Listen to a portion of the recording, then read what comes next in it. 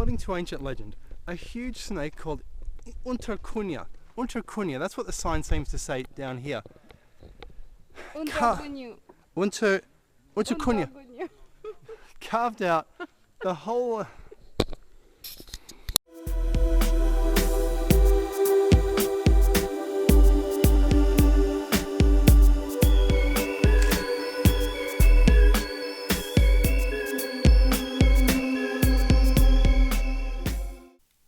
Hello everyone, in this show we are going to cover ancient myth which seems to describe lost high-tech super technology. And guess what? It's from Australia, so stay tuned.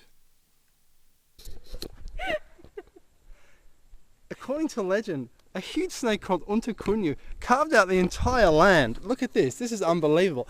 All this that you see here was carved out. Now, does this refer to some giant snake or some ancient giant machine? This is unbelievable, and we are near, where are we? I don't know where we are. It doesn't matter. We're in the Northern Territory, okay, and it's hot and there's flies.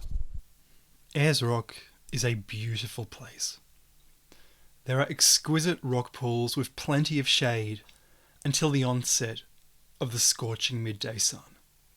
The Mala people who reside around Ayres Rock have a strange tale to tell, which has been handed down from ancient times. Stories known by the Australian Aborigines are among the world's oldest. Stories which date from the creation, as they call it, are often at least tens of thousands of years old. Do they tell of an ancient high-tech world? They might just, though we don't know for sure, and there are a number of interpretations. The legend of the devil dingo has aspects which sound just bizarre, until we perhaps interpret the story from the perspective of a possible ancient military offensive, using high technology that we today cannot fathom. According to legend, most of the Mala people were chased from their home at Ayres Rock in deeply ancient times by the Anungu people, who had in their possession an enormous devil dingo. The story is that the Anungu people from the Olgas, a scary, weird set of mountains with Mars-like landscape features, with windswept canyons that make it look like scenery out of a Star Wars movie, made an offer to the people of Ayres Rock. They offered alliance, and also that the Mala should abandon their own ceremonies at the Olgas, and instead partake in their ceremonies at the Olgas. The Mala absolutely refused to leave their home. In retribution, the Anungu used their black magic to summon up a devil dingo, an enormous creature. But dingo was only one of its forms. As it travelled towards Ayres Rock, it was transforming into a tree, as well as shape-shifting into a bird and other creatures. It sounds a bit like Loki, an ancient devil who could fly and also had a son who was a dog called Fenrir. So this could be part mythology, but also part something else. Alternately, it sounds like different arms in an army joining up into one cohesive unit. Airborne, the bird transformation, snipers, the tree transformation, and armoured, the dog transformation. When it reached Ayres Rock, the dingo or others fired missiles at the rock, allegedly causing the cratering seen today. According to another legend, the craters seen in the rock resemble the dingo's footprints. We have to ask why the rock would suffer damage if it was just a Stone Age attack. There's an Aboriginal legend of a giant dingo, a devil dingo, who was summoned by one tribe to attack another tribe residing here. And this is just incredible. And you see these all over the rock.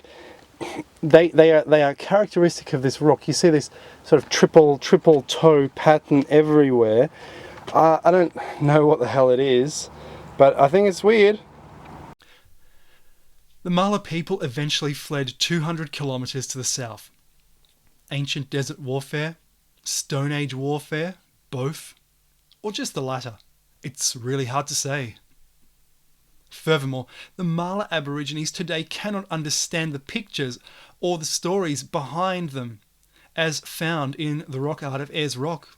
They are carbon dated to 10,000 years old.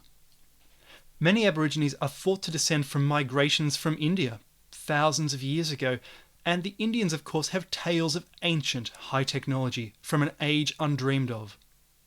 We know that vimanas, according to legend, can come in different shapes, as the word simply means vehicle. For example, there were vimanas which could fly in the air as well as underwater. There is more, with the whole story spread out into a number of different legends.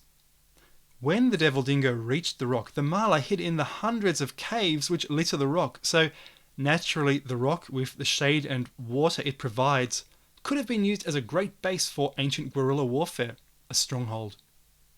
There is a different tale from Ayres Rock regarding the battle between the Kunya and Liru snake people. Over and over again, ancient godlike humans are described as snake people throughout the world. The Viracocha, when they landed in America, were called snake people.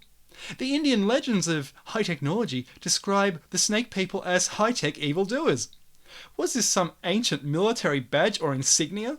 Does it relate to the caduceus symbol? There is also the story of a retreat into the rocks, which is the long calf and emu story. Apparently, one hunter took a dead emu which had been killed by the spear of other hunters, a big no-no. He retreated to a cave in Ayres Rock to eat it, but was smoked out by the hunters and burned alive. Does this relate to the story of the ancient attack on Ayres Rock by the devil dingo? Flamethrowers or some ancient technology? A lot of this is speculation, but I think it is reasonable to do so if we do have a high technology past, as the ancient Indian texts insist. So was it a kind of machine? And this is the teaching cave. This cave was used to teach the children. And you have to ask, where's the information about the devil dingo? There's nothing here. What was the devil dingo? We all know that the ghostly devil dog doesn't really exist, but weapons of war do. What sort of smoky, cantankerous, clattering mechanism was the devil dog anyway? Was it some kind of army tank or similar mechanism? Thank you for watching, and please join me in future videos as we investigate further.